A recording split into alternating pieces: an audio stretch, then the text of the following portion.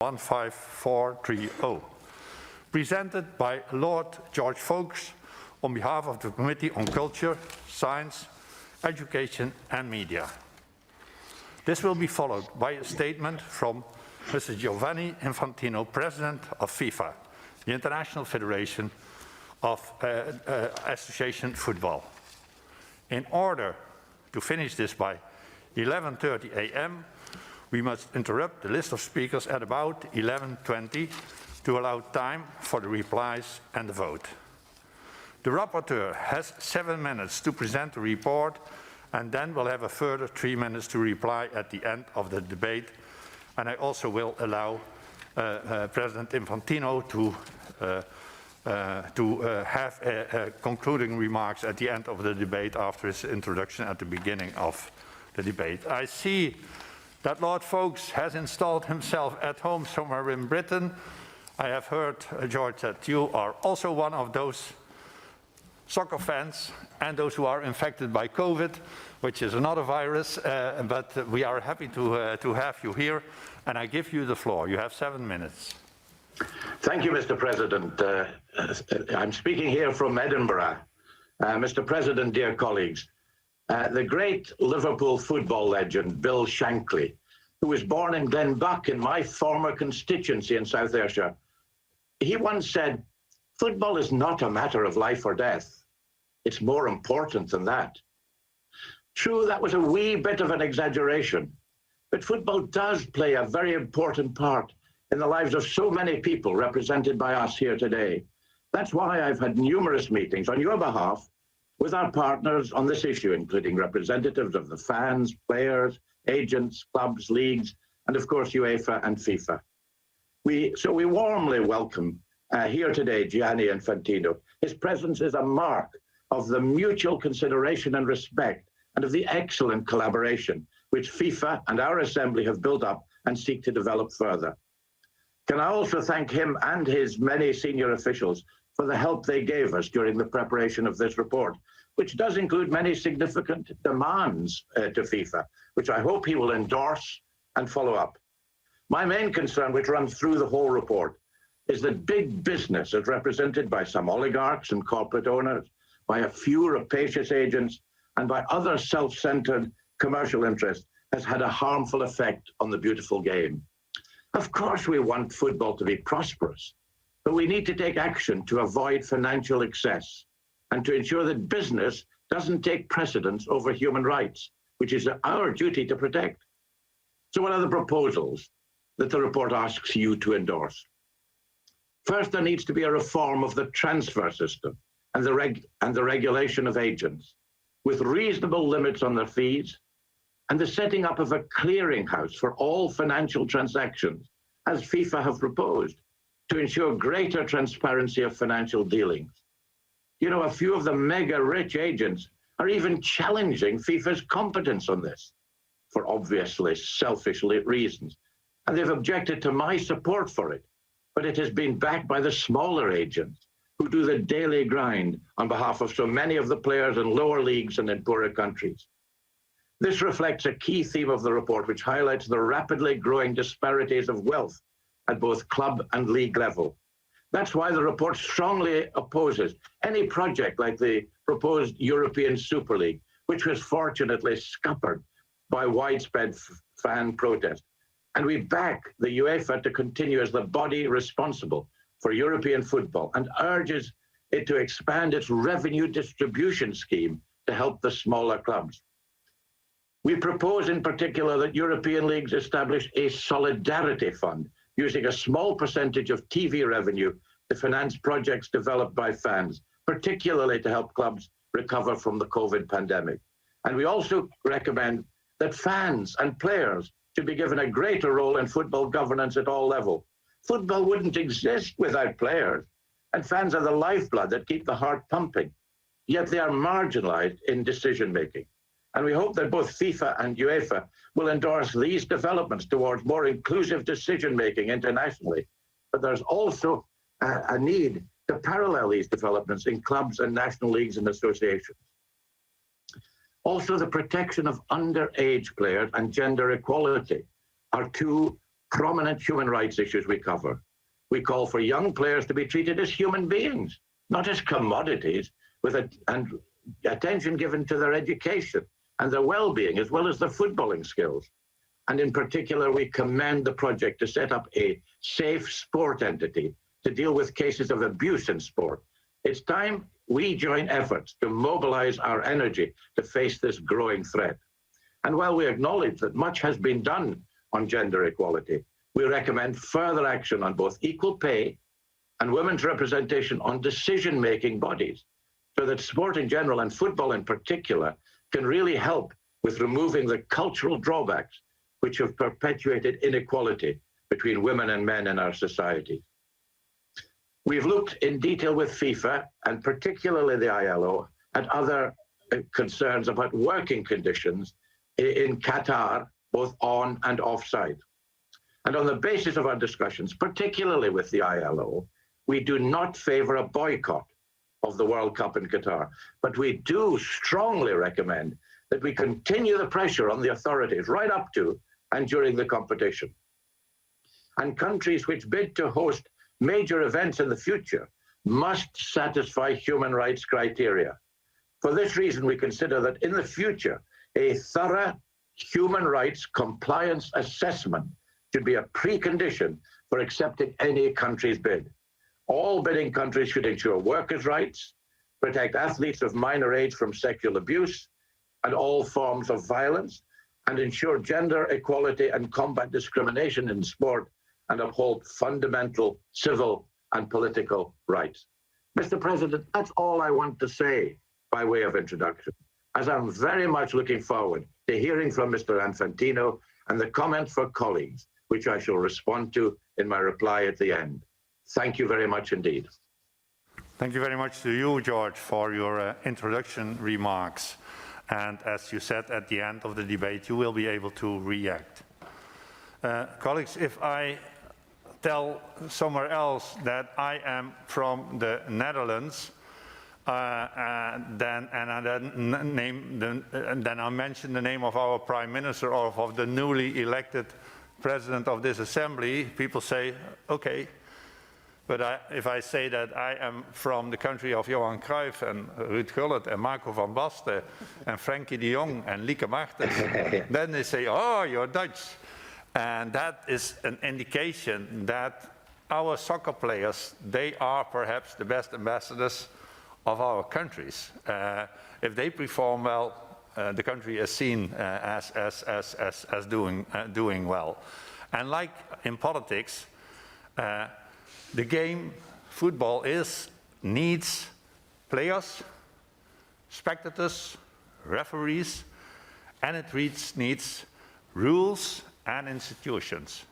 And I'm most happy that we have today amidst us the president of, one could call the United Nations of soccer, the president of the International Federation of Association Football, FIFA, Mr. Gianni Infantino. Mr. Infantino has been president of FIFA since 2016 and as such oversees one of the world's largest sports organizations. We are talking about millions of players and we are talking about billions of fans. The good news is that all these fans are experts, so they do not really need Mr. Infantino to explain something about the game, but we need Mr. Infantino to say something about the rules and the organization. When I mentioned Ruud Gullit and Johan Cruyff, everybody reacted. If I say that Mr. Infantino, who is well known all over the world, is accompanied by a famous citizen of Strasbourg, Mr. Arsène Wenger, then everybody says Arsène Wenger. Now we are talking. Now we know what item is on the agenda. So Mr. Wenger also very much welcome here to accompany Mr. Infantino. And without further delay, I would like to give the floor to you, President Infantino, to address our assembly there. Thank you very much.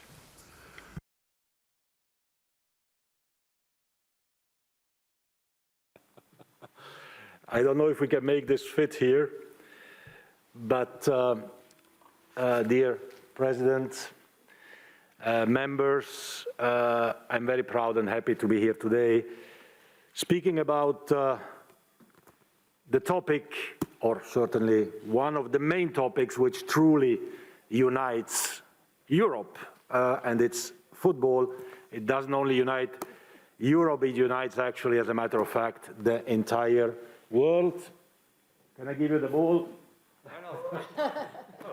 Okay. Got it. Very good. Thank you very much for the invitation. My thanks as well to Lord Foulkes, which I saw in a screen up there, but I'm sure he's still watching us. Thanks to everyone here in Strasbourg at the Council of Europe and in the committee, and those who have worked on this report, which will be discussed and debated today. It is a true honor to be here for me as a FIFA president. We have started a relationship with the Council of Europe in 2018, where we signed a memorandum of understanding, and since then we have been constantly working together, trying to help growing football and the governance of football. We have, as FIFA as well, entered other agreements with the African Union, with ASEAN, with CARICOM, with the World Health Organization, with UNODC, with UNESCO, and so on and so forth, because FIFA realizes that football, well, might not be a matter of life and death, but more important than that, as it was said eloquently before, but football is also indeed much more than a sport, and we have to take our responsibility in this respect very seriously. I'm also happy and proud to be able to share with you some personal thoughts and, of course, on behalf of FIFA, some thoughts on the report and on the main topics related to that. Why I speak about personal thoughts? Because everything is linked. I am personally as well a product, so to say, of European integration. I am somehow a product of the values which have created this Council of Europe, the values of human rights, of inclusion, of rule of law. I'm an immigrant, or I'm son of immigrants. My parents had the chance to go to work from Italy to Switzerland, and they were given work, and they were given dignity together with work, and they were given an opportunity and a chance, and I could then study in Switzerland, and today I'm here as president of FIFA, and we have, as FIFA, and all of us, as leaders of societies, a responsibility to put these values high up. So I want to speak today about four main topics: human rights, it was mentioned, and in particular the situation in Qatar, about the transfer system, about safeguarding children and vulnerable people from abuses, and ultimately about the future of football as well. First of all, when we speak about human rights and workers' rights and the situation in Qatar, again, my thanks to Lord Foulkes and his team for having integrated into the report our input in this respect. I think that change doesn't come quickly. We know it in Europe. It took decades, sometimes even centuries, for change to happen. Change on workers' rights, change on human rights. But change is happening, and when it happens, we have as well to recognize it.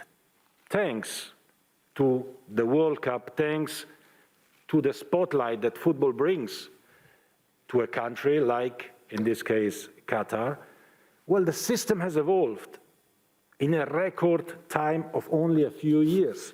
What has changed concretely? Well, the kafala system has been abolished, and over 300,000 workers in the last year have been able to change their job. And I repeat here what I said at the beginning: work means dignity.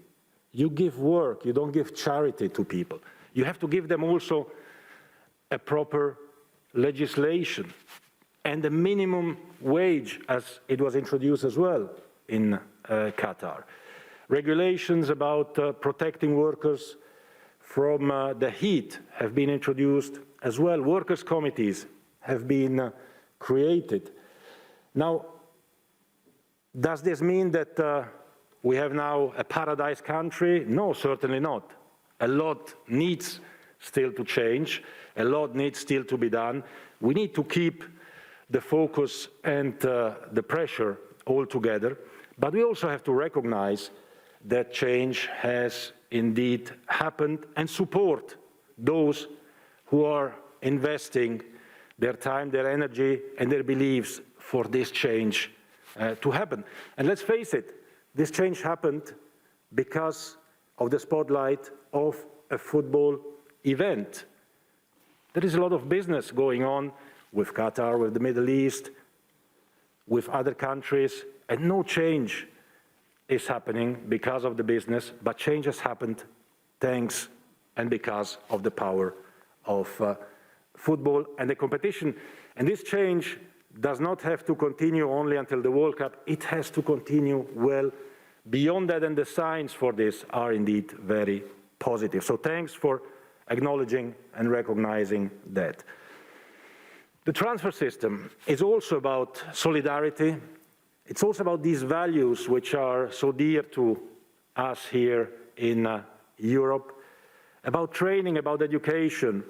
And 20 years ago, FIFA, at the time with the European Commission, decided on a new set of rules. And after 20 years, it's time to analyze whether these rules on the transfers of players have had the effect that we wanted. What kind of effect did we want? Well, we wanted to encourage contractual stability, solidarity, education and training of players, and bringing transparency, another key element in governance of football, into the game. 20 years later, we have to admit that not everything went as it was hoped, and we have to amend and change these rules, and that's what we are doing. And again, our thanks to Lord Foulkes and his team for having analyzed our proposals in great detail. I just want to give you one figure, or actually three figures, which are quite shocking. In the last year, pre-COVID, so pre this situation that we are all living in 2019, the value spent, or the money spent on transfers of football players in 1 year was about 7 billion euros. Around 700 million, so 10% of this amount went to players' agents. So 7 billion, 700 million, and around 1% went to training of players, to solidarity for the clubs, the smaller clubs who train players. When you see these figures, and by coincidence, these figures are kind of the same, 70, 700, and 7 billion. When you see these figures, you see that something is not right, that we need to address it, and that we are addressing it by creating a clearing house to make sure that training, compensation, solidarity has to go to the clubs who train players, to make sure that players will be trained, that smaller clubs have the opportunity to train, and to bring transparency in the interactions between clubs and players, between players' agents and players. It is very, very important that we have this transparency, that we avoid excessive commissions, and that we make sure that money goes where it has to go, which is in development of players, in solidarity, in development of football. So thanks for your support, because obviously every time a regulator like FIFA comes in and wants to regulate, to bring transparency and efficiency to a system, you are faced with an army of lawyers who are obviously saying that any sort of regulation violates some European legislation of some sort, but we are sure that what we do is not only perfectly legal, but it is also absolutely necessary for the good of football, for the image of football, for the development and the future of football. And if we speak about values, and if we speak about human rights, and if we speak about development and training of players, we have to talk as well about protection of young players, not only football players, young boys and girls who want to practice sport. And for too long, we have been hiding behind a situation which is worrying, because abuses sadly happen. They happen as well in football, and we need to face that. And we had to face it at FIFA the hard way in countries also outside of Europe where there is no legislation, no governments, no states helping victims. We had to step in, and we realized that this goes beyond, of course, our possibility as a sports body. And for this reason, we embraced a new project. We led a debate about creating an agency, an independent external agency in collaboration with governmental authorities, with international authorities, with sports bodies, an agency which will help victims all over the world to have the right assistance, to have some protection,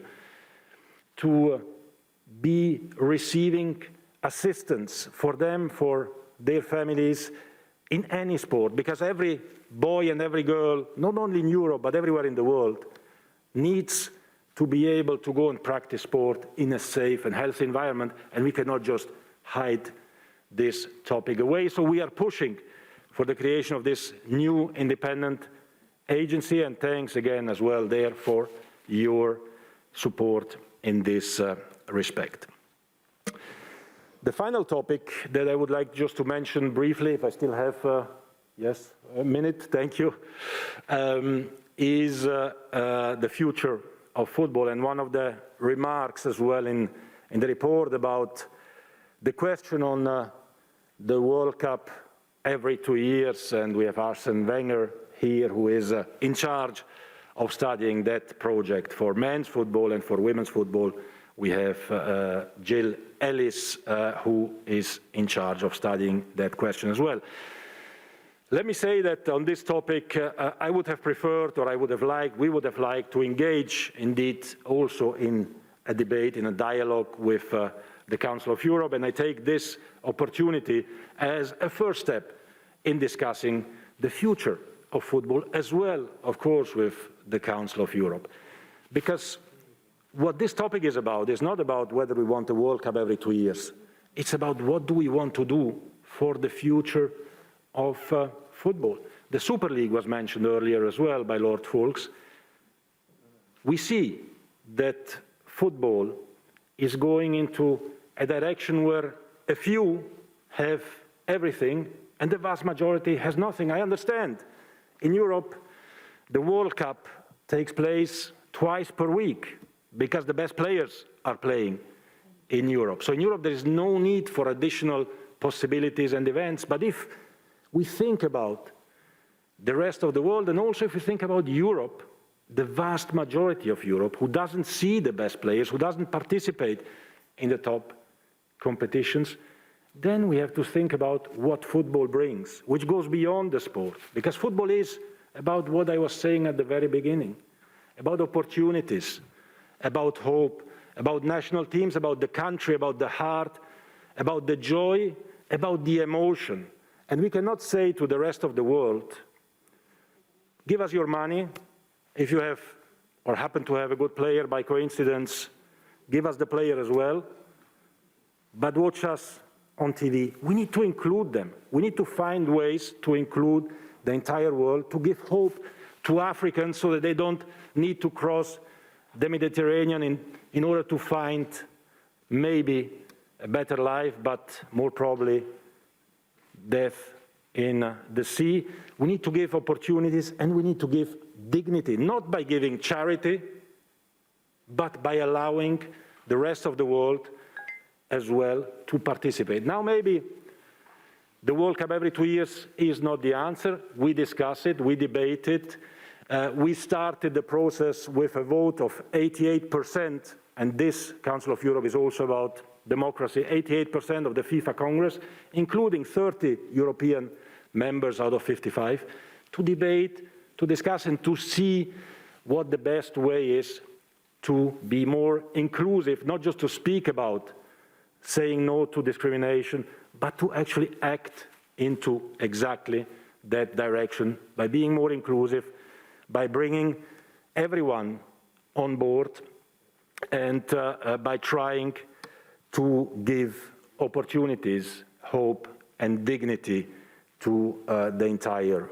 world. We engage in a discussion, we engage in a debate. We will see at the end of this debate, not today, but in a few months' time, what the result is. Football is unique, football is global, but we have to make it truly global, we have to make it truly inclusive, such as the values that have built Europe and that we are bringing as well all over the world. And football definitely is an instrument and a tool that is at your disposal, at the disposal of every citizen, in order to have more opportunities and more chances to be inclusive. So again, thank you very much to all of you for listening to me. Grazie mille, muchas gracias, vielen Dank, merci beaucoup. It's an honor, and I'm proud and happy to be here with you today and to answer, of course, any question that you might have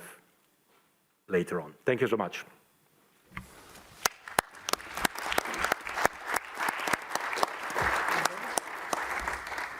Thank you so much, Mr. Infantino, for your most interesting speech, and of course for this. This is for in our free time to play football with real football.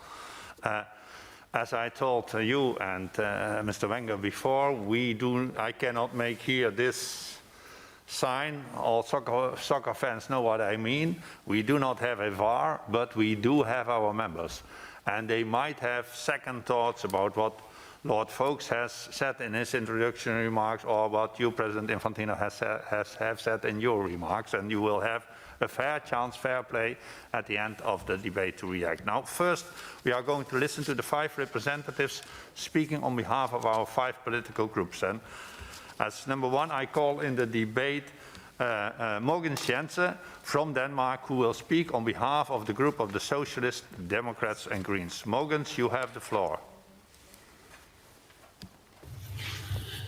Thank you very much, Mr. President Chini, and congratulations with your election. Dear colleagues, on behalf of our group, I would like to thank our good colleague George Foulkes for this important report. I think we all know, and it has also been stated here by Mr. Infantino, how big a role sport, and not at least football, plays in many people's lives. Many people participate in and follow football, and thus this sport, with its major role in media and in stadiums around the world, has a significant impact on attitudes and values among people globally. At the same time, football plays a major economic role worldwide. And this also means that not at least the football organizations have a great responsibility in their organization and in the way of running the sport of football to live up to a number of very fundamental values which the Council of Europe is set in the world to defend: democracy, respect for human rights, anti-corruption, anti-discrimination, and equality. This is a huge responsibility, which I think we have to say today is not borne satisfactorily by UEFA and FIFA, and therefore there is a good reason to very welcome FIFA's president, Mr. Infantino, is present here today and also takes the dialogue as we have had it since 2018. Because when we hopefully shortly adopt this resolution and recommendation, I think we will send some very clear signals to not at least the football's international organizations. You need to radically tighten the conditions that countries bidding to host major football events must meet in terms of protecting human rights and ensuring that compliance is monitored and that sanctions are severely penalized if that's not the case. You need to make a greater effort for gender equality in the world of football, and you need to take better care of the protection of underage football players. In addition to this, there's still a great deal of work to be done to clean up after the corruption scandals that have unfortunately plagued also FIFA and other organizations. It is imperative that not at least FIFA and UEFA take responsibility for ensuring that their organization is fundamentally based on democracy and on economic transparency. This is not at least important for the benefit of the general public and the millions around the world who support football every day. The resolution we are debating here today calls for even further cooperation and dialogue between FIFA, UEFA, and the Council of Europe and other important stakeholders. I hope that FIFA and UEFA will commit to this. I see a clear message in this resolution of the Parliamentary Assembly. I see it as a kind of a yellow card for international football organizations. Now it's time to act accordingly. Thank you very much, Mr. President. Thank you very much, Mr. Jensen. And knowing you are speaking from Denmark, we think about Christian Eriksen, of course, and we wish him well. Next speaker on our list is Alexander Pojciew from Poland, and who is going to address our assembly on behalf of the EPP group. Alexander, you have the floor. There you are. Merci, Président. Thank you, President. I'd like to thank our rapporteur for this report. And I agree with most of the theories included here in the summary and the recommendations.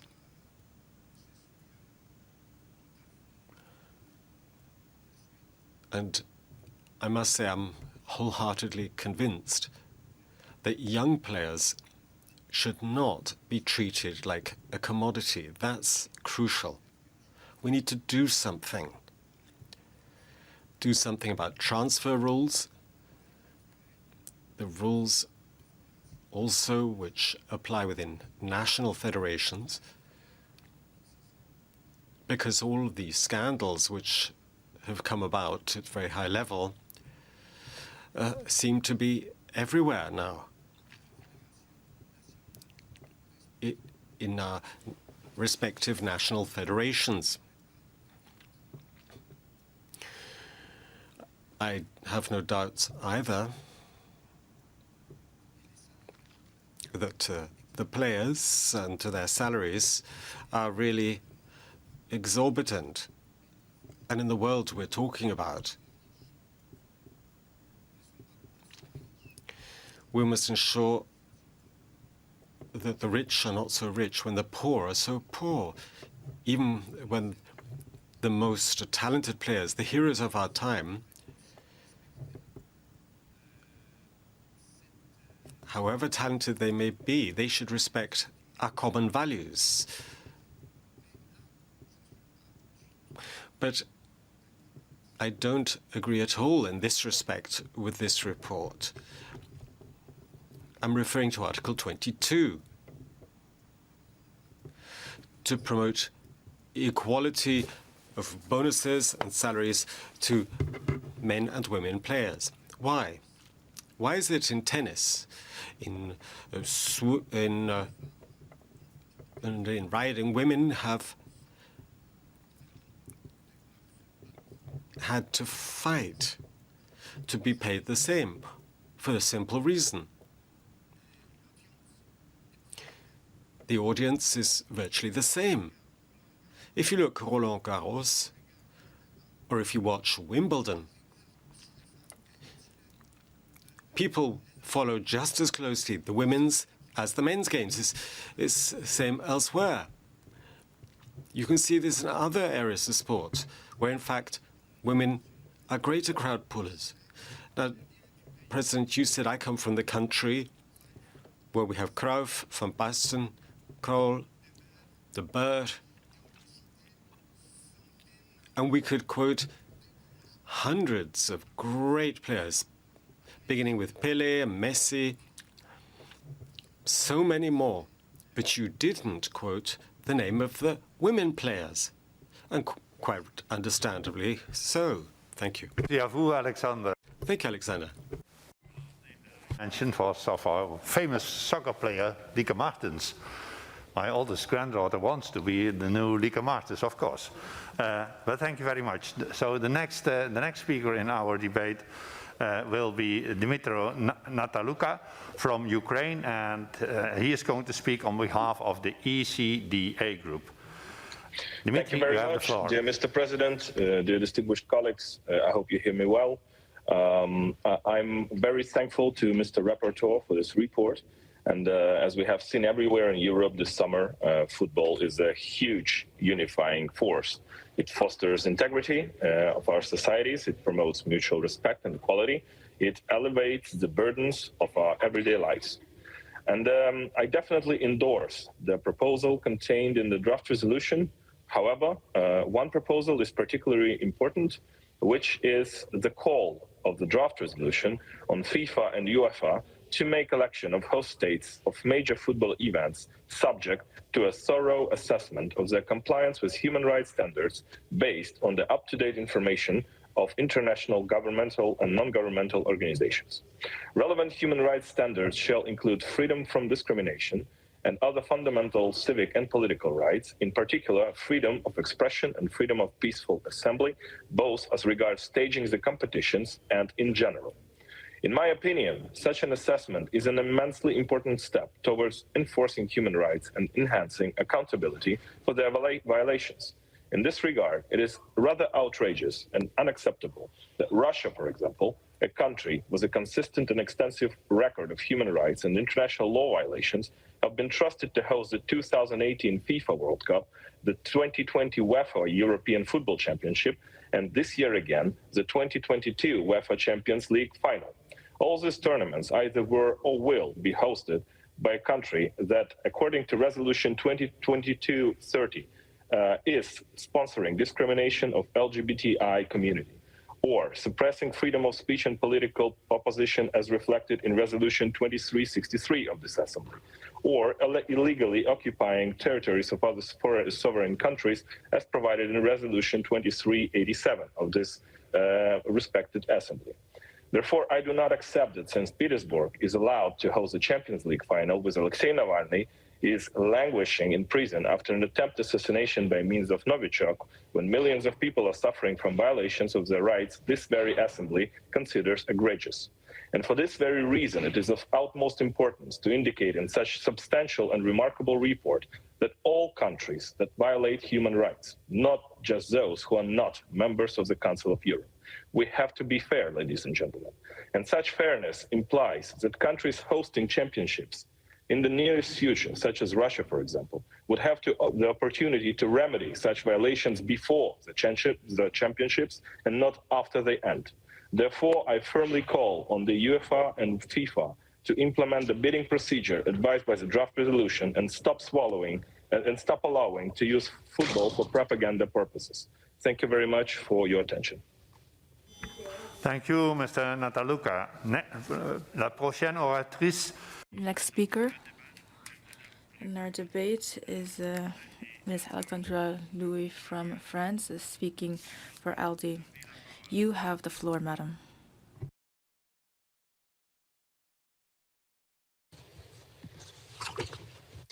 Merci, Monsieur le Président. Thank you, Mr. President. I'd like to congratulate you on your election. First of all, distinguished colleagues, Mr. Rapporteur, beyond the long-standing cultural, economic, and political dimensions, football governance also involves ethical and human rights issues. I'd like to first of all commend the report of our colleague, Lord George Foulkes, who highlights the global issues at stake in this globally beloved sport, which has never been so influential among our fellow citizens. In each country of the world, we support our nations or clubs. No other sport or cultural practice has so many adoring fans. Where I come from, football is like a religion. The Velodrome is its temple, and the Olympique in Marseille unifies all its inhabitants. Because it has this extraordinary importance, football must adapt and must set an example when it comes to tackling challenges that go beyond sport alone.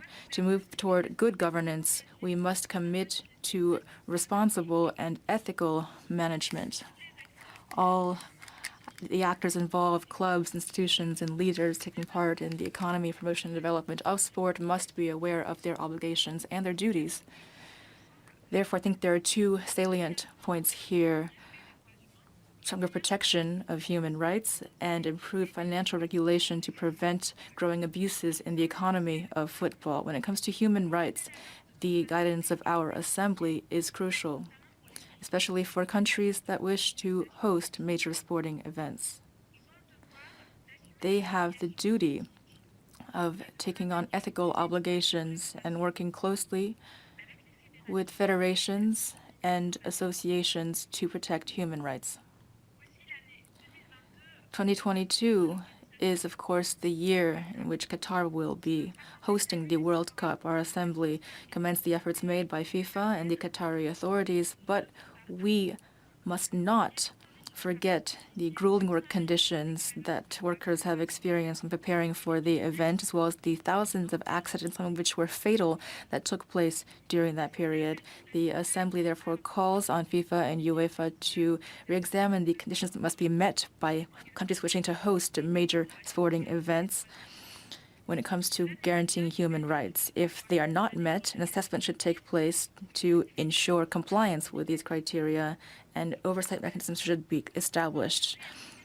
The second point I'd like to make concerns the economy of football and its inequalities. In the report called The Financial Landscape of European Football, the KPMG Audit Bureau noted an increase in all sources of revenue of European football, which was rapid but uneven. The situation has become even more marked these last few years and has led to growing gaps between leagues and clubs.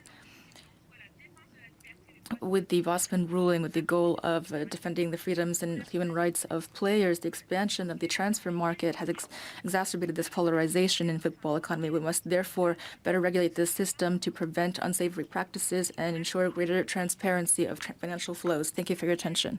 Thank you, Ms. Louis. Debate Mr. Thomas Pringle from Ireland, and he speaks on behalf of the UEL group. Thomas, you have the floor. Thank you, Mr. President. In the cover page for this debate, it says that business must not, however, take precedence over values. That is a very worthwhile statement, but unfortunately, I think it is a statement that has been lost in relation to football at the moment. Are we really to believe that there is any value left in football when we see how the major clubs behave across Europe and how FIFA has behaved with the giving of the World Cup to Qatar? I must confess that I am no expert and have not spent much time looking at how football behaves in the world today, but then I am probably like most of the world in that regard.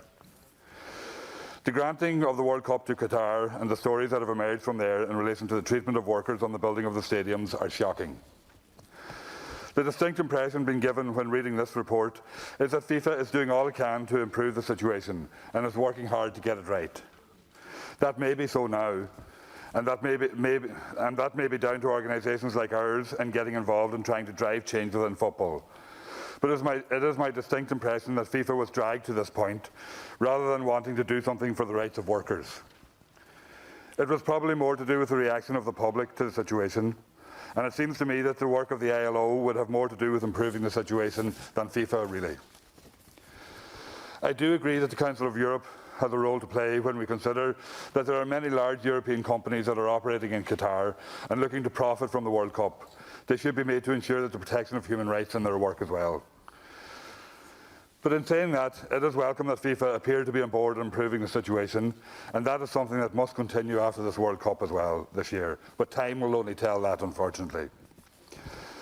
Unfortunately, in Ireland, FIFA would be known as a bastion, not be known as a bastion of rights-based work, but would be known more for financial irregularities, and it would be extremely welcome if that was to change also. I would like to talk a bit about the financial situation in relation to the game in Europe as well. The report highlights shocking figures, really, in relation to the imbalance of how clubs are funded. Total funding in European football in 2018 was over €21 billion, with the average operating revenue for clubs in what is called Cluster A of €160 million per annum, which is the leagues of England, France, Germany, Italy and Spain. In Cluster B of 31.7 million, and even less further down the leagues. That level of financial disparity means that the problems will be very difficult to address. Effective ways of tackling that is the only way that football will be accountable, and that football can really be seen to be acting on behalf of the people and talking on behalf of the people, rather than oligarchs and big business that own and control football at the moment. Thank you. Thank you, Thomas. That concludes the speakers on behalf of the political groups. We now will take as many as possible remarks from the other members. And first, la prochaine orateur. The next speaker on our list is now Mr. André Vallini from France. You have the floor.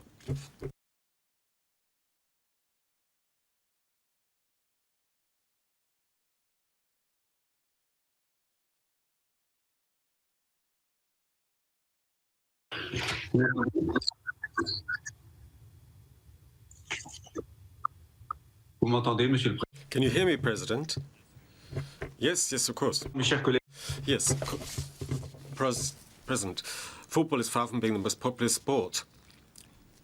It's important, as has already been said, that it promotes values like those we wish to convey to our children, notably respect of human rights. In the light of this report, 2 points in particular draw my attention. First of all, when I'm thinking about the workers' rights, that is, workers who come from throughout Asia to work on the different building sites related to Qatar. For numerous NGOs, the situation of these workers is close to modern slavery. The ILO talks of at least 50 deaths and 37,000 injuries just for 2020. The Guardian mentioned more than 6,500 foreign workers who had died in the last decade on these building sites, while German and Norwegian players have put human rights on their strip. Referring to these accusations, nonetheless, there's too much silence. Facing the situation, our Assembly must adopt a position, and the situation in Qatar remains insufficient. FIFA must bear its responsibility and continue to apply pressure to Qatar so that the situation of workers on the spot changes. Secondly, the right of underage players must be protected against all forms of abuse. Since 2001, Article 19 of the Workers' Status regarding transfer points out that such an international transfer is not allowed for the under 18, but exceptions are foreseen when the parents of the player come to live in the country of the new club. Now, some things have to be questioned. Indeed, the possibility of bringing about international transfers for 16 to 18-year-olds have become standard. Now, we're opposed to this amendment to the rules and procedures for transfer of players. Indeed, according to Mediapart, in spite of this ban, in principle, FIFA is said to have received 3,300 applications for transfers in 2018 for the under 18. That is 20% of all transfers. Some unscrupulous agents organize the transfer of numerous players so that they can try and maximize their opportunities to make money. And at the end of the day, these players find themselves left to their own devices in a foreign country and with no family support. That's what we must avoid. So I intend to support this resolution. Thank you. Monsieur Vallini. Now I call in the debate Alexei Goncharenko from Ukraine. Alexei, you have the floor.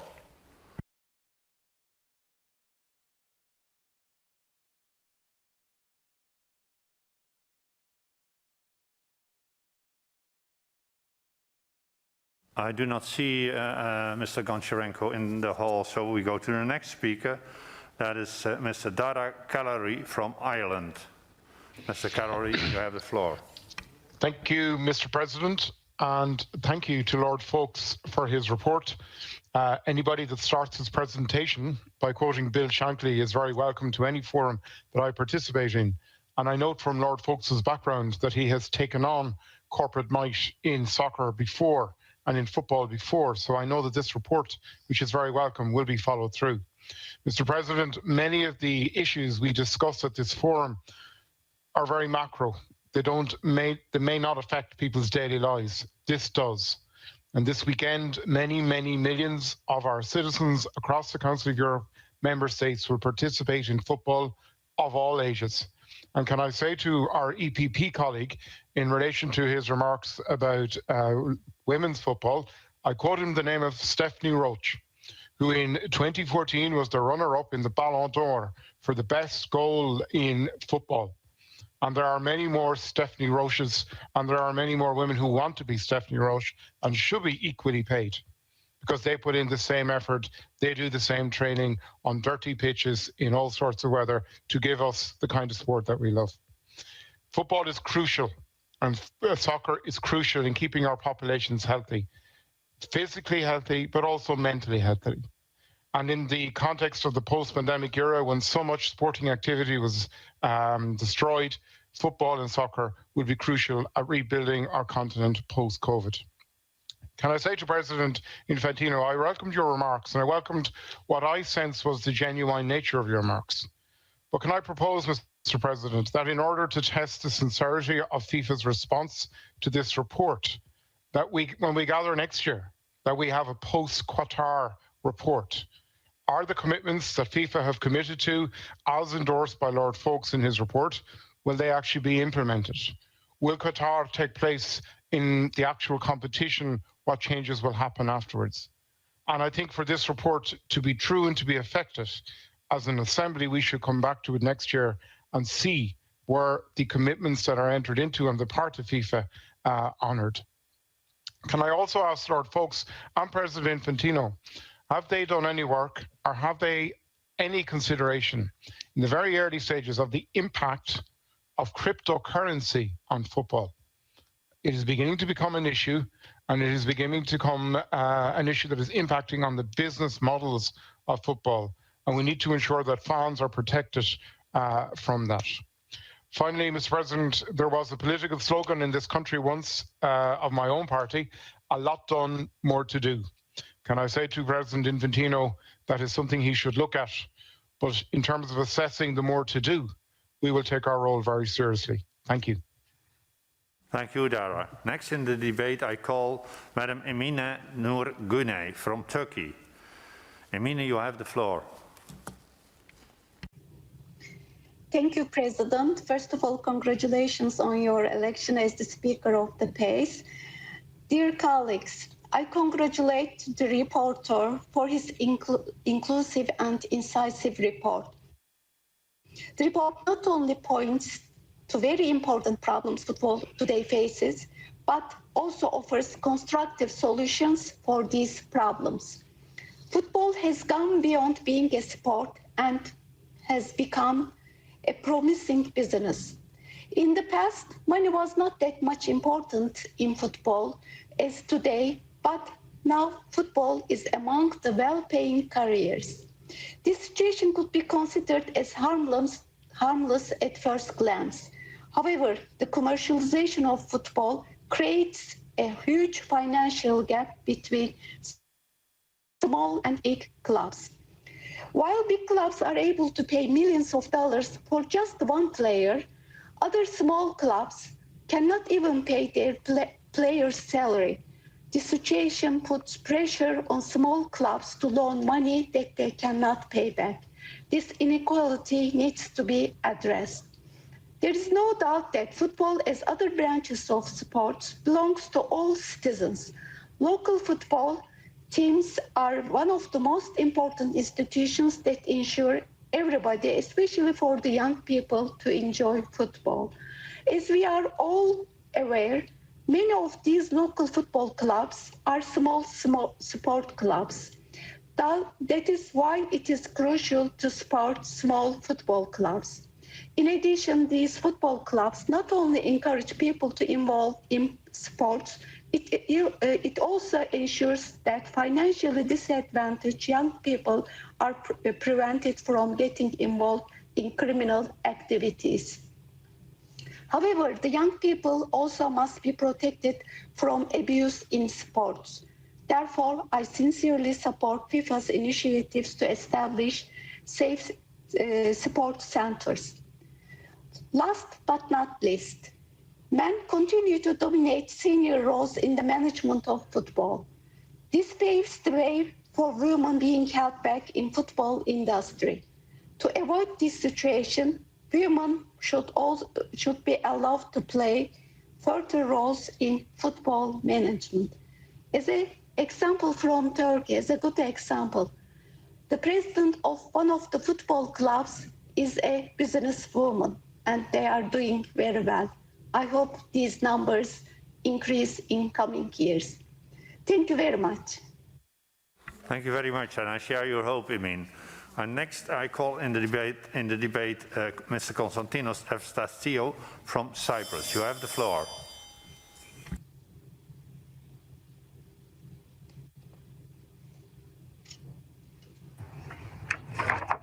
Thank you. Thank you very much, Mr. President. And allow my congratulations for your election, and please accept my certainty that you will fulfill in the best manner your high standard mission. My congratulations also to Mr.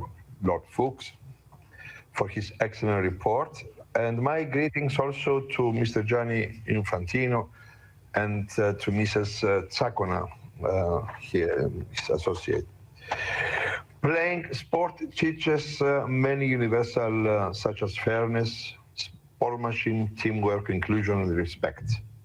Everyone is equal in sports, and everyone should have the same opportunity to participate and compete. Today, sports leagues have evolved into giant businesses, closely interlinked with large-scale industries and entertainment companies. Predominant sports like football are major players in the global financial market, with the top spending clubs and the highest paid athletes at the forefront. Sports clubs should adopt salary caps, revenue sharing, and expenditure ceilings. We must remain vigilant against the increasingly growing international sports market, because we have a common responsibility to uphold the ethical spirit of sports. We cannot accept the proverb that the more you spend, the higher you go.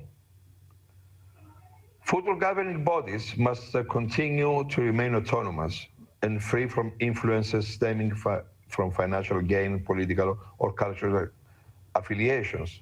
A key priority of member states should be fighting corruption and scandal, while promoting transparency and good governance. In cases of major international sports events, host countries should meet basic social norms and shared standards, starting but not limited to from the human rights, which is rightly stated in the report. At the same time, through their targeted coverage of major sports such as football, media organizations engage in feeding the lucrative sports industry. That is why they should remain largely independent from sponsors of any kind, including political affiliations, and more importantly, they must be held accountable for their role in shaping the moral behavior of all people involved in sports. Thank you very much. Thank you very much, Mr. Konstantinos. Our colleague Alexei Goncharenko was in the dugout, but he's back in the field. I give you the floor, Alexei. Thank you, Mr. President. First of all, I would like to thank the rapporteur for great work and great report. Thank you very much. And it is really a very important issue we are discussing now, because football is not just sports. Football is the favorite game of millions, and that's why it is also often used in absolutely wrong way. It is often used in wrong way in commercial issues, but also, unfortunately, in political issues, which which we are here for, our assembly, the Council of Europe. For example, we know that all dictators, they like big shows. They know the Roman principle, panem and circenses. They know the principle bread and shows to people, and they try to do this. Also, they try to use sport to show their legitimacy. That's why I want to address to Mr. Infantino and to ask him to be very, very precise and careful with such things, not to give opportunities to dictators to buy football championships for themselves, to provide them in their countries, just to show that they are legitimate, that they can be speaking with by wide auditory and by the world. We know such examples like, for example, in Russian Federation in 2016. We know other examples, and that is something which I think we need to stop, and we need to remember that football is something not only about the game, but about their values, the values of equality, the values of fighting with racism, the values of fighting with xenophobia, which is so important in today's world. So that's first what I want to address to Mr. Infantino, and I hope he will consider it for future.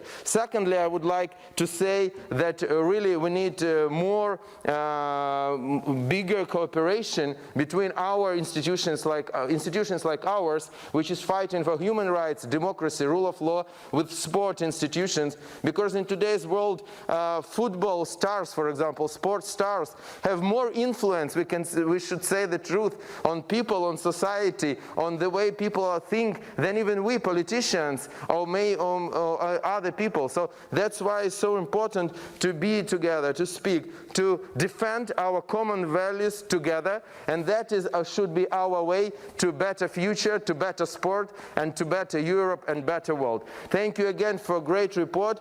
Thank you, Mr. Infantino, for taking part in our session, and I encourage you to move forward in the directions which I was speaking about. Thank you. Thank you, Mr. Goncharenko. Nächster Sprecher in unserer Debatte. Next person on our list is Axel Schäfer from Germany, speaking on behalf of the group of Socialist Democrats and the Greens. Axel, you have the floor.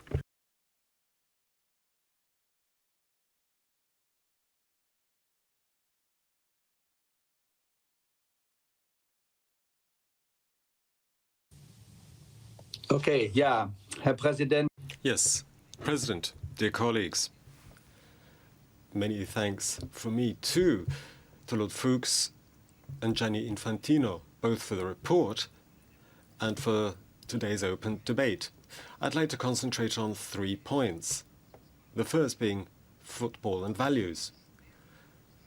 Sometimes we have to make quite a turnabout to ensure that politics does not become politics. The other thing is that human rights are indivisible. So it's important to me that both the federations and the sports people receive support when they themselves promote human rights, even if it be symbolic acts on the spot. That's a major gain, both for football, because we know human rights are indivisible, wherever they may be. And I'm thinking about how things have evolved. I would say evolved very positively. In the World Cup, 78, back in Argentina, under the military dictatorship, football was played in stadia where previously political prisoners had been detained and abused. And yet that didn't seem to bother anyone in FIFA at the time. Today it would be different, thank goodness. So let me emphasize in particular one or two aspects which perhaps could be expressed better in this report. Human rights are always a matter of practice. Second point, gender equality. When Gianni was born in 1970, for the first time we had women's football in Germany. It had been banned until then. Let's not lose that from sight. Finally, we're patriots. Patriotism is the opposite of nationalism. Let's ensure that We're always pleased when we celebrate because of the beautiful game and not let it develop into rancor. Thank you. Our next speaker is Mr. Dimitri Houbron from France. You have the floor, sir. Thank you, Mr. President. I hope you can hear me. Mr. Rapporteur, distinguished colleagues, I'd like to first of all commend the report of the rapporteur on a sport that is a reflection of the state of our society, whether when it comes to the influence of financing, gender equality, recognition of less visible professions, or rights of children. I like to speak about the European Super League project and the idea of holding a World Cup every 2 years. These are projects that the report opposes, and I do as well. These two projects are underway in a context, a public health context, which sport must adapt to when it comes to the many consequences of this pandemic. According to proponents of these projects, the idea is to galvanize interest of young generations that might lose interest in football due to the number of low-level matches. Therefore, creating a league of the best clubs and a more frequent World Cup would help to increase the number of high-level matches. According to these proponents, these projects are justified as well by a desire for change on the part of fans. However, given the statements of concern of the Football Supporters Europe Association and the anger of fans that have against clubs that wanted to withdraw, it's clear that these projects are motivated by pure greed. Football, its culture and heritage have been reduced to numbers. When it comes to the European Super League, Sky Sports has estimated that more than 5 billion euros would be redistributed to 20 clubs taking part in this competition, or 3 times more than for the Champions League, a historic competition. When the project was announced, analysts wondered how these clubs received necessary financing for this European Super League.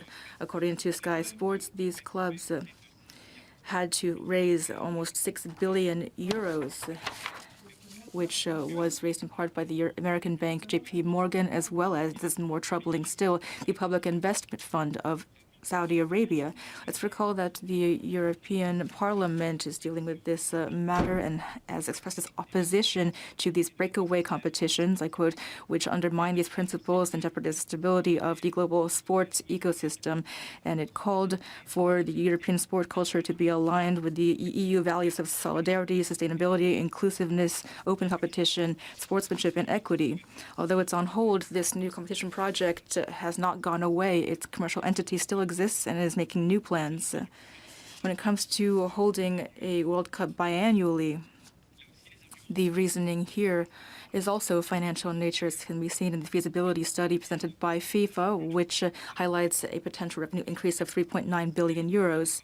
Here again, players have sharply criticized the project, pointing out that calendars of clubs and national teams are already overloaded and difficult to keep up, especially given the current public health circumstances and the holding of the Qatar World Cup this winter. FIFA plans to put this project to a vote in the spring, but 6 national federations have threatened to leave the institution if it were to be adopted. Norway, Sweden, Finland, Denmark, Iceland, and the Faroe Islands. The situation could get even worse because these Nordic countries are part of UEFA, which is itself fiercely opposed to this project. Thank you. Thank you, Mr. Houbron.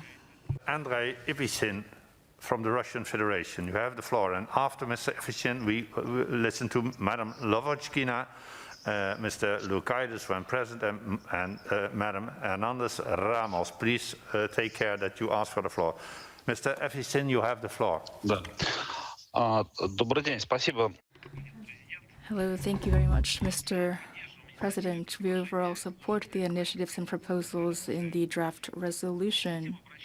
At the same time, I'd like to point out that certain clauses of this resolution, especially paragraph 3 to 4, seem to draw too much attention to potential human rights violations in the preparations of the World Cup in Qatar, which we cannot support. This is a dubious approach that smacks of intervention of internal affairs of states by an international organization that could lead to politicizing sport. We're concerned about the idea of interference of ILO in the world of sport. in determining how fit countries are to host world sporting events. We believe that the decision of host selection should be left to FIFA and UEFA. When it comes to international human rights obligations, that is the remit of states. Thank you for your attention. And I wish our organization every success in the development of football in Europe as well as throughout the world. Thank you. Spasiba, gospodin Eficin. Thank you, Mr. Yepyshin. Yulia Lvochkina from Ukraine. Yulia, you have the floor. Dear President, dear colleagues, I would like to express my sincere gratitude to Rapporteur Lord George Foulkes, who presented a comprehensive overview of the football industry through the prism of core values and human rights standards. Football game has a universal appeal across our troubled world and its diverse cultures. Generating emotional intensity and involving the charged audience in intriguing performance, football also plays an important social function, unifying role. Under growing contradictions and conflicts within individual countries and regions, football game contributes to reducing the level of aggression and intolerance. Moreover, football contributes to awareness and understanding among bearers of different values, traditions, and cultures, advancing human dignity through sports around the world. Despite many of the advances made towards a collaboration between host countries and their national authorities, the relevant international sports federation and human rights organization to develop and ensure the broad spectrum of human rights in the football industry, there are still some major challenges. Human rights conditionalities, forbidding countries, respect for rights of special categories of persons, financial imbalances are a matter of concern. In this respect, the presented report provides us with an opportunity to define the need for greater financial solidarity between men and women football and more solidarity within the football system. At the same time, the right to solidarity shouldn't shift attention away from what is necessary for basic prosperity. Thus, providing the top-level product to the potential audience requires major investments. In this respect, excessive solidarity could destroy the fragile balance of self-reliance of the football system, changing the vector of natural sports selection in favor of dependency. Also, fully sharing the idea of the need to readiness different gaps, the income will finally depend on the interest of public in the football team in general, either it's men or women football team, and on the interest to sportsmen or sportswomen in particular. What is indeed required is a cultural shift in women's empowerment in order to create sustainable, gender-responsive ecosystem at national levels.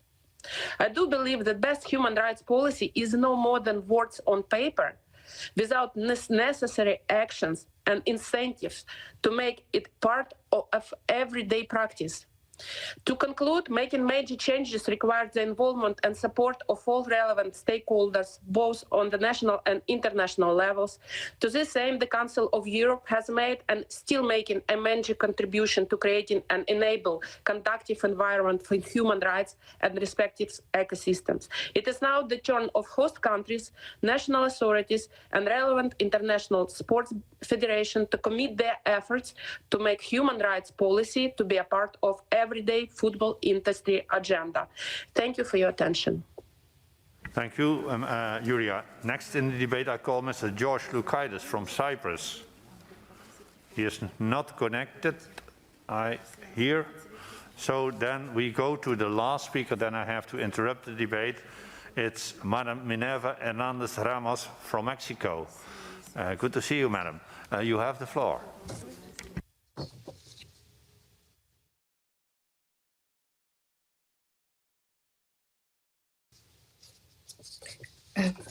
Buenos días.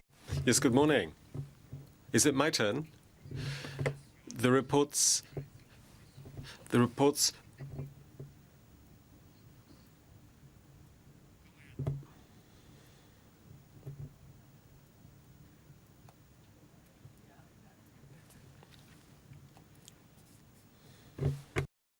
Madam Hernandez Ramos, please ask for the floor again.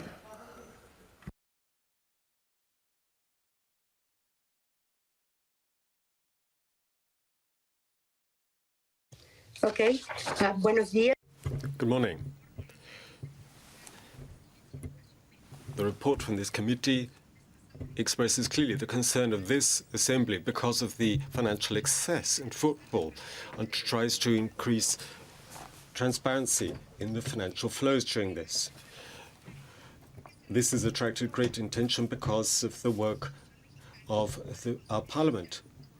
And we consider that football can be considered a vulnerable sport because of the vulnerability to football, to financial excess. It's the most favorite sport in the world, we believe, with 5 million referees. For example, as Juan Pichoro, writer from our country, said, even God was keen on football. We need to think about all of this and about the GDP generated by football and the market value. We believe that it's truly stellar amounts, but we need to think also about the information we received from the financial intelligence units. They say that more than 50% of football teams who exist in Mexico are involved in some way in illegal activities and related to gangs. We need to think about the importance for social cohesion. Regrettably, all too often football is used as a vehicle to try and conduct various illegal activities, for example, trafficking in narcotic substances, but football is also the best organized and most widely spread form of entertainment. So there's a decisive social aspect of this. So at no point should we allow a business to oppress what are the values. So we need to think about this, and according to us in our delegation, we think that this report before this House acknowledges rightly the economic aspects linked to football and the potential risks because of negligent or fraudulent activities, suggesting reforms when it comes to player transfers and the standards for the financial gains so that we can guarantee transparency in financial flows. And the measures which should be adopted by this Assembly, without doubt, this will pave the way for future models and should serve as an inspiration for various aspects we have ahead of us in Mexico. Thank you very much. All the very best from Mexico. Thank you. Muchas gracias, Señora Hernández Ramos. You were the last speaker in this debate. I unfortunately now have to interrupt the list of speakers. The speeches of members on the speakers list who have been presented physically or remotely during the debate but have not been able to speak may be given to the table office for publication in the official report, provided that the speakers connected remotely can report their actual presence when the debate is closed. I remind colleagues that typewritten text must be submitted electronically no later than 4 hours after the list of speakers is interrupted. Before giving Mr. Infantino the possibility to reply in the extra time of the match, I would inform the Assembly that I have decided that this ball will be available for every delegation in the Assembly who wants to play a game against another delegation, and preferably against a delegation with which it is at odds. It could help a bit. If Mr. Infantino agrees, then I give you the floor, and the extra time is 5 minutes max. Thank you. Thank you very much, President, and thanks indeed to all the members for their contributions. A lot of comments were made, which shows the interest of everyone in the report. I would just like to address, of course, a few of them, which seemed to me as well important. The first one about human rights generally and human rights with regard to Qatar and the World Cup as well in particular, and what FIFA is doing in this respect. Well, I was elected president of FIFA in 2016. Since 2016 as well, FIFA has enshrined in its statutes the human rights principles. Was not there before. Since 2017, we have human rights requirements as a specific topic in bidding processes for future World Cups. We used this, for example, in the award of the World Cup 2026, which went to United States, Mexico, and Canada, or the Women's World Cup 2023, which went indeed to Australia and New Zealand. So there is, of course, work in progress as well there, and human rights criteria are an integral part today of the bidding process of the new FIFA. And it's important, and it is important as well, and I very happily take on the proposal to come back in a year for a post-Qatar World Cup report as well, because speaking about human rights, speaking about progress being made there and progress still to be made there, of course, we need to keep the pressure. We need to continue to fight for human rights. We need to recognize also the efforts which were made. And we need to rectify certain things, because when I hear as well today, and I can accept maybe from some media outlets, but when I hear today that 6,500 people died in building football stadiums in Qatar, well, it's simply not true, because the real figures are 3 persons passed away. 3 is still 3 too many. Of course, every human life that is lost is a tragedy, but between 3 and 6,500 there is a big difference, and we can say the things, of course, in different ways. I'm not saying that the situation has improved in Qatar. It's BWI, it's ILO, it's union syndicates who are saying that. FIFA is not, of course, the police of the world, but FIFA is part of the world and part of a process which I think we need to continue pushing, because, as I was saying before, we give dignity giving work to people, and the working conditions in the meantime are similar to the ones in Europe as well. Human rights means, and again, it's not me saying it, but workers' unions. Human rights means also equality between men and women, and obviously this is a top priority for FIFA, and obviously we have to boost and develop women's football, again, all over the world. This is one of our top priorities as well. Speaking about FIFA more generally, governance, transparency, it's a new FIFA, of course. We are not perfect by far, but we try to do our best, and when we speak in this respect about, for example, the World Cup every 2 years, or indeed the Super League in Europe, well, what I can say is that actually the World Cup, and President, you were speaking about viruses and whatever, the World Cup is actually the antidote to any closed breakaway league, because there is nothing more open, more inclusive, more non-discriminatory than a World Cup where the entire world participates and can participate, whereas a breakaway league of a few top teams is obviously something that we can not support, we can only object to. So we need to be open to Europe, we need to be open to the world in this respect, and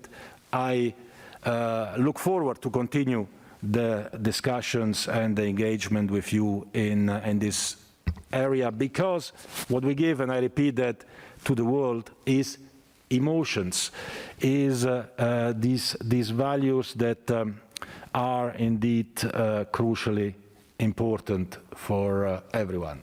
I see we are coming to the end. Again, thank you very much. It was an honor.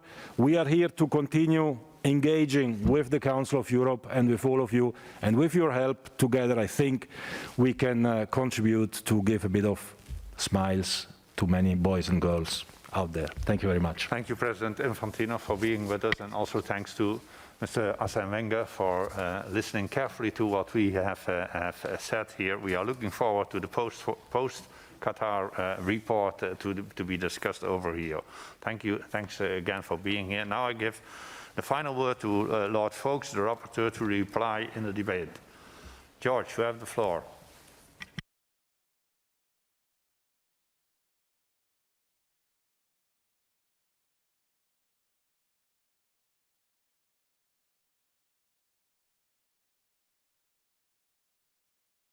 Thank you very much, Mr. President. And I think the number of people who've spoken and the enthusiasm with which they've spoken indicates the interest in this. If I can deal with just one or 2 points. Andre Validi from France and Thomas Pringle from Ireland raised the issue of Qatar and working conditions. I had a very long discussion with the ILO representative actually in Qatar, and his recommendation was keep the pressure on working conditions right up to and including and during the competition. That's what we're recommending, so that it came from them. Alexander from the EPP asked about why do we want to give parity to women's football, because they don't have the audience, they don't have the coverage. This is a catch-22 situation. Of course, if they don't get us parity and we don't support them, they won't get the coverage. So that's why we want to move in that direction, and that's why that report, my report, suggests that. Can I also say in relation to the World Cup every 2 years, we're against that. We think that would harm European football. Sorry to disappoint Arsene Wenger, for whom I have the greatest of respect. Did a great job at Arsenal, and but I'm afraid I think this would be harmful to European football. And then on the question of the conditions, the football transfer system, the conditions of agents, limiting agents, there's already lobbying against what FIFA are proposing and what we're proposing. I've had a letter already. The mega-rich agents are going to fight this, and we must fight against them. Recognize the role of FIFA to make regulations within reason. Can I also say that we need to develop our memorandum of understanding with FIFA, between the Council of Europe, and I'd like to thank the Deputy Secretary General, Bjorn Berger, for his help with this and getting the Parliamentary Assembly much more involved as we develop this memorandum of understanding. And that should include, and I say to the Russian delegation, it's us who can advise FIFA and UEFA on these issues of human rights. So there are a number of other issues arising from this report that need a further look at. Players' rights, fans' involvement, a whole range of other things, as well as coming back in a year. But there are a lot of good people on our committee with experience who should be able to pick this up. And finally, can I really thank Roberto Facino for all the work that he's done, well beyond the call of duty, in helping me with this report. It wouldn't have been possible to produce it without his help.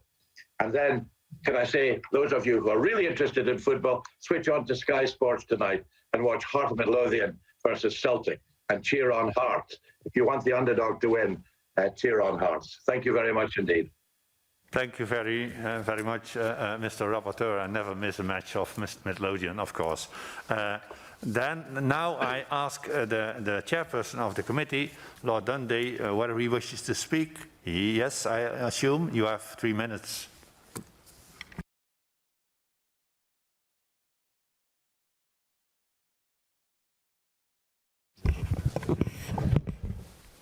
Well, thank you, Mr. President, and dear colleagues. When in 2011 the Cultural Committee first discussed good governance and ethics in sport, many considered that to be a waste of time. However, majority opinion is now completely different. For over the last 10 years, dealing with sport in this context has proved to be very necessary. Consequently, sports and human rights has become one of the key subjects for the Council of Europe, which is able to stress the importance of fair treatment and good human rights practice in football and all sports. The Assembly and the Council of Europe have built up a solid working, thank you so much, a solid working relationship with FIFA, UEFA, and other relevant stakeholders. We are also very fortunate to have had the guidance of Mr. Infantino, who has kindly joined our proceedings today. All of us will be enormously grateful to my UK colleague, George Foulkes, and for the way his report sets out so clearly what further needs to be done. Children and women players must be protected from abuse and violence. Racism and hate speech have to be eliminated in football and other sports. And as Mr. Infantino has already stressed, the dignity of players should be respected at all times. And in order to make these things happen, not least must all those responsible for football organisation and governance speak with one voice. The report highlights a number of actions to be taken. One of these is for human rights conditions to form part of the bidding process, as well as a commitment by host countries. Another for combined efforts to establish the safe sports entity, which FIFA is already promoting. I'm sure that colleagues will agree that we should now all back the report's draft resolution and recommendations, then follow these up in our own national parliaments. Thank you very much. Thank you very much, Lord Dundee, for your last remarks. Now, dear colleagues, the Committee on Culture, Science and Education and Media has presented a draft resolution you find in document 15430, to which 2 amendments have been tabled. There is also a recommendation to which no amendments have been tabled. The amendments will be taken in order in which they appear in the compendium. I remind you that speeches on amendments are limited to 1 minute. I ask parliamentarians participating remotely to ask for the floor only when they have to support their own amendment or wish to speak against an amendment. I have been informed that the committee did not take a position on the 2 amendments and would like to apply Rule 67.4d, which means that the rapporteur will give his opinion on the amendments.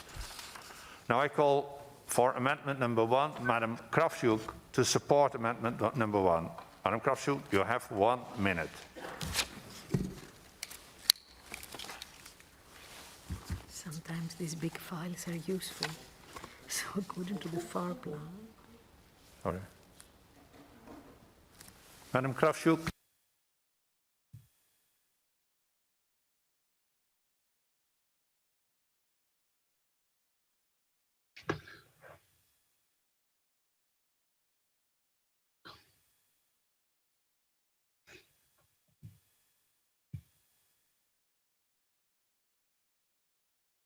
Madam Kravchuk, are you there to present amendment number 1?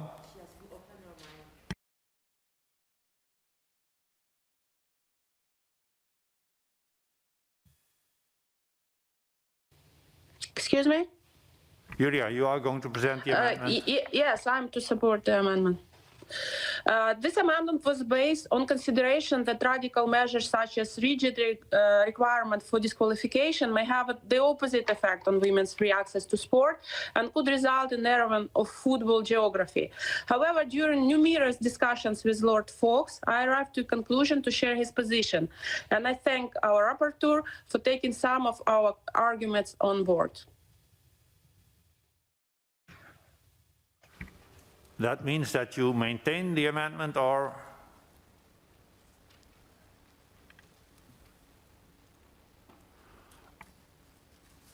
I assume so. Does anyone? Yeah, that means that I share the position of rapporteur, and he doesn't support the amendment in full, and partly considerations were implemented in the text of the report. Okay. Thank you, Julia. Does anyone want to speak against the amendment? What is the opinion? I don't see any. What is the opinion of the rapporteur, Lord Foulkes? I don't support this amendment. I do support the other one, but I don't support this one because I think it will weaken our call on gender equality. And I think it's important, and it's an important part of our role as human rights to press this. And as Julia said, we've had some discussion, and I've amended the report to take account of their concerns, but I think this amendment would not be helpful. Thank you very much, Mr. Rapporteur. I now shall put the amendment to the vote. The vote in the hemicycle and via remote voting is now open.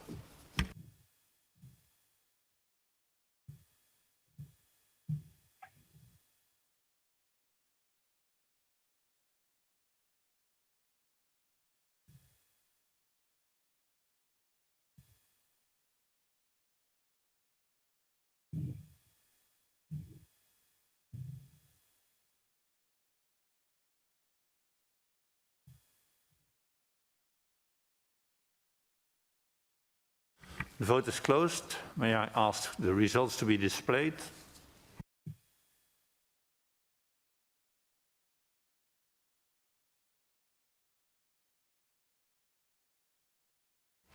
The amendment is not carried.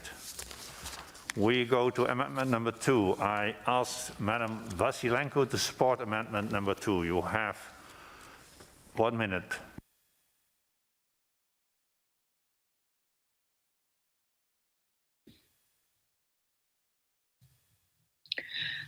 Thank you, and first of all, thank you to Honourable Lord Foulkes for this report, which actually provides an out-of-the-box extra mechanism for human rights compliance. And the amendment in question actually intends to enforce the recommendations in this report even further and make sure that they are 100% implementable by providing an extra sanction, which could be applied to countries that systemically breach and violate human rights in the form of actually having the risk of these host countries losing their host status and having the football competition to be relocated to a different place should they fail to change their approach to their human rights obligations. This, I believe, will make the report stronger, and I hope that Lord Foulkes shares the same opinion. Thank you. Thank you, Madam Vasilenko. Does anybody wish to speak against the amendment? I do not see any. What is the opinion of the rapporteur? I'm in favour of this amendment. The substance of the amendment is actually implicit in the report, but the amendment makes it explicit, and I think it's helpful in that regard. And I would urge the Assembly to support this amendment. Thank you, Mr. Rapporteur. I shall now put the amendment to the vote. The vote in the hemicycle and via remote voting is now open.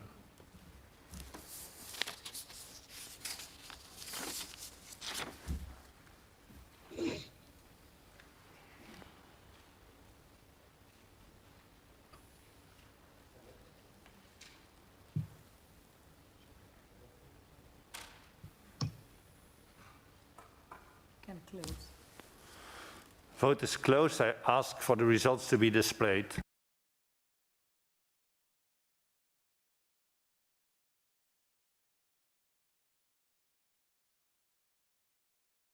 Yeah, the amendment is carried. We will now proceed to vote. We will now proceed to vote on the draft resolution contained in document 15430 as amended. The vote in hemicycle and via remote voting is now open.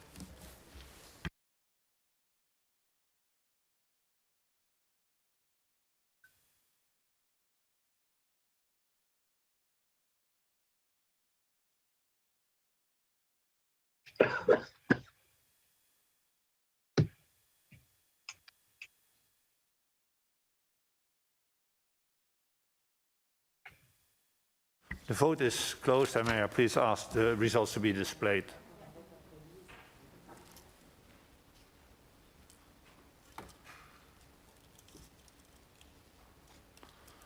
The resolution is carried.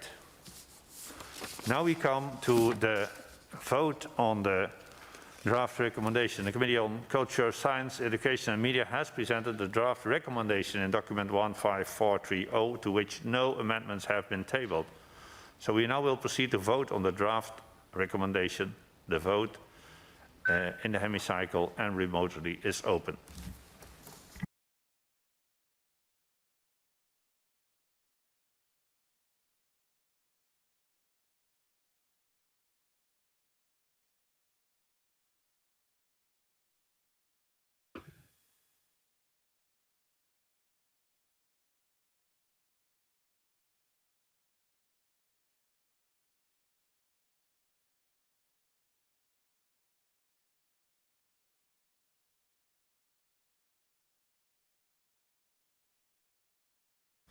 The vote is closed. May I please ask the results to be displayed?